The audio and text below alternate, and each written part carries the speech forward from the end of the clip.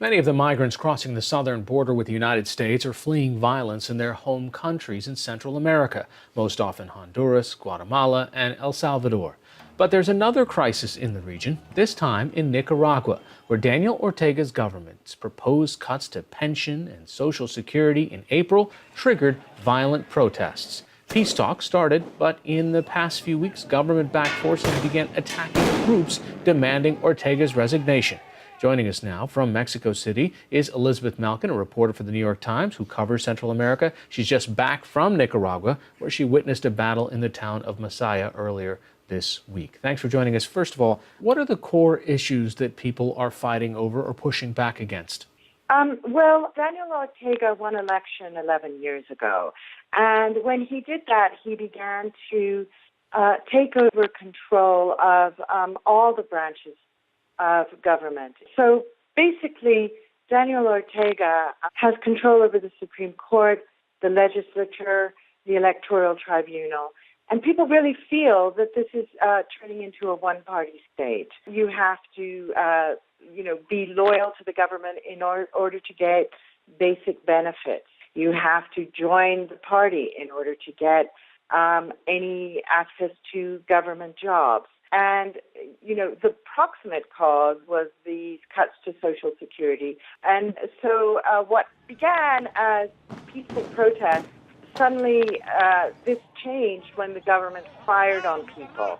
And social media had an enormous effect because what you had were pictures of elderly people being beaten up by crowds loyal to Daniel Ortega, and this spread rapidly through social media, and that created outrage and turned into this large opposition that has shown no signs of folding.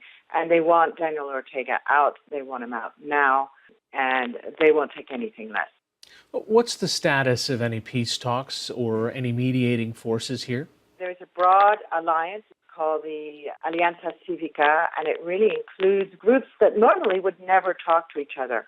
What it doesn't include is politicians, which perhaps is a good thing, but it includes the business community, student groups who've been very important in this, farmers groups, there are feminist groups. The mediators are the church, which is highly respected in Nicaragua, and Daniel Ortega himself asked for the church to mediate. But at the same time, the church has been instrumental in trying to stop the violence. So these talks have been really going on since the end of April. And what the coalition of opposition organizations would like is, a discussion on early elections, on human rights, on some kind of trial, justice, for what is now over 200 deaths, and reforms that will allow some kind of return to democracy, where this one-party, one-man rule is dismantled. All right, Elisabeth Malkin of the New York Times joining us by phone from Mexico City. Thanks so much. Thank you very much for having me.